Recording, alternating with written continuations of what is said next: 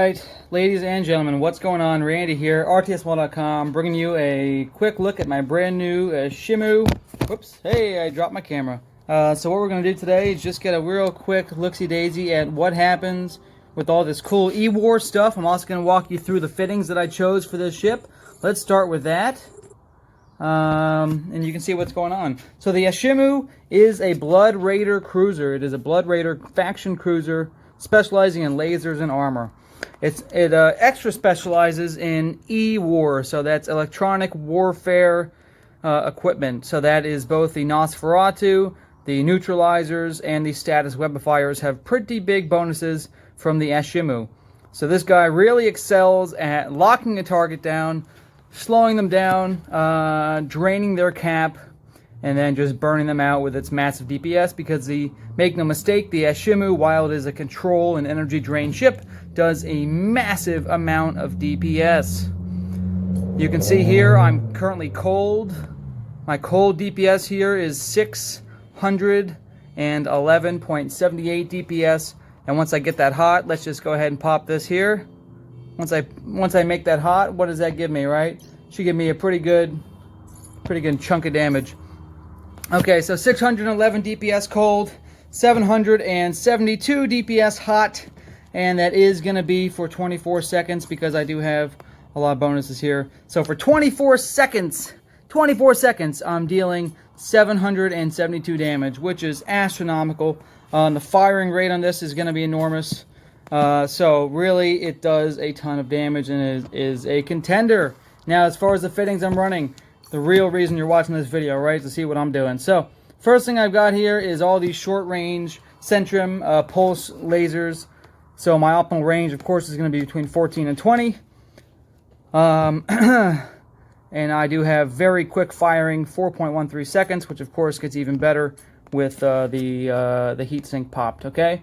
Now down on my low fittings, I'm running the Gistum C-type medium micro warp drive, which puts me up about 600 meters per second hot. Does a lot of speed, which is nice. Unlike the Phantasm, which has the afterburner boost, the Ashimmu does not have an afterburner boost. So to stay competitive in the speed region, you're going to want to have a micro warp drive. Okay, the next I'm running, of course, is a heat sink to give myself that additional speed for attacking. So I'm basically going to give myself around 20% faster attack speed, plus 13.5% damage bonus when this is popped. So my DPS just really goes through the roof. It's really nice. Okay, then I'm running the adaptive armor hardener and the armor repair. For my E-War parts, I'm running the fleet status webifier. I have pretty good range here because of my bonuses, so I'm good with that. If you upgrade to there's 2 or 3 webifiers that are more expensive than this. If you have 70 million to drop, you can get one of the C-level ones. Go for it if you got it. This one, the Republic Fleet Warp Disruptor, has pretty good range as well. I'm probably going to switch this out and change to a Warp Scrambler that has shorter range but higher Warp Jammer strength.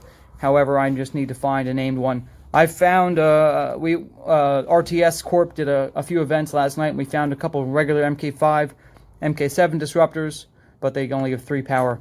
Okay, now this one's kind of cool. This is a new item that's also in the game as of the patch. This is the basic tracking disruptor. So what this does is it zaps them at 36 kilometers out. And what it does is it causes accuracy reduction, range reduction, and tracking speed reduction. So if you're trying to close a distance on somebody, this is the way to go. Additionally, since I'm running the micro warp drive, if I pop this on somebody and they lose 22% tracking speed, and I've got an MWD up, they're going to have a really hard time hitting me, okay? Because keep in mind, they're going to be webbed and they're going to be disrupted, okay? And the final E-War that you're probably really wondering what I've got here, this is the upper large energy Nosferatu. And it is large because I have exactly the cap I need to get it. You can see here I have like 8 cap left over. Okay, 12 cap left over. So with the micro warp drive cutting 25% cap off, I put the large energy Nosferatu. On the flip side, if you run a medium Nosferatu, you can ditch this tracking disruptor. It's kind of an optional item here, and you can put on a neutralizer, energy neutralizer, which of course I've got a couple with me to show you an example. You can put on a large, energy neutralizer, which actually costs less than the large Nosferatu, and you could even run 2 of these if you wanted. So if you ditch the MWD, you downgraded to a medium Nosferatu, you could run 2 large neutralizers, and you would be blowing through people's cap.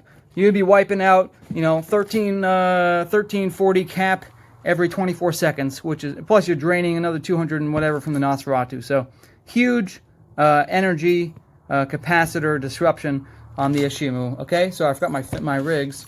Let's look at the rigs. So for the rigs, I'm running 2 laser burst aerators for faster attacking, and I'm running 1 laser collision accelerator for increased damage. For my navigation rigs and my engineering rigs, I'm running a targeting system subcontroller to increase my targeting speed by 25%. So you can see here, my scan resolution is still nothing compared to like a frigate or a destroyer. But as far as cruisers go, this is a pretty decent scan resolution outside of like a covert ops or something, okay? And then the last 2 rigs I'm running are the dual warp core optimizers tier 2. I really want to have that 4 jammer resistance, that way in case someone hits me with one of those brand new named warp scramblers of 4 power, I can still get out, okay? Now let's see what this actually does. Let's see what this actually does here. Just going to get my video going on my other guy here. Alright. Just turning on my screen record on my other account, don't mind me. Okay, so now I've got everybody locked and loaded and ready to go. I'm going to go ahead and show you how this energy drain system really works. So the first thing you're going to do, of course, is target them. You're going to want to web them. Boom. Now he's webbed, okay? And I'm watching my guy's cap. Now when I drain the cap, it doesn't have a penalty. You're going to see in the flip video, I just drained this frigate's energy almost entirely in 1 neut run. Because the Ashimmu, check out this bonus that I didn't really talk about yet. This roll bonus here, 100% energy Nosferatu overload penalty. Guess what? That means I can drain them when my energy is full. So I have now just drained my frigate in 2 ticks. 2 ticks, no energy. So this guy is just an animal. You can jump on anything. You can wipe them out in seconds, in minutes. You can wipe out their cap and have them just sitting ducks, okay? I'm webified, I'm cap neuted. Might as well disrupt. Let's see what that does to me. Oh, now I'm disrupted. I'm interrupted. So I'm really just getting hit from all angles here. And I'm going to show you on this flip video exactly what that actually means as far as what I can do. So the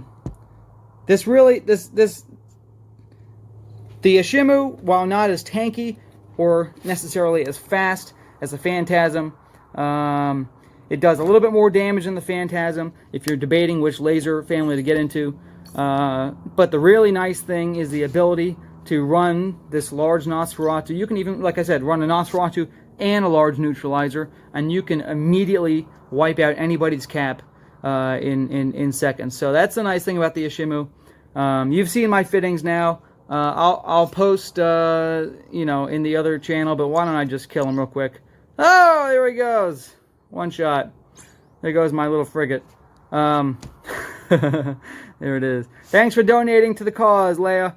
Alright, so that's it. Thanks for watching. I love you guys a long time. Hope you enjoyed the video. Definitely try this thing out because it does enormous amount of damage. It's massively fast. Here, let's just get a little... see what the 14 km orbit looks like with the MWD up.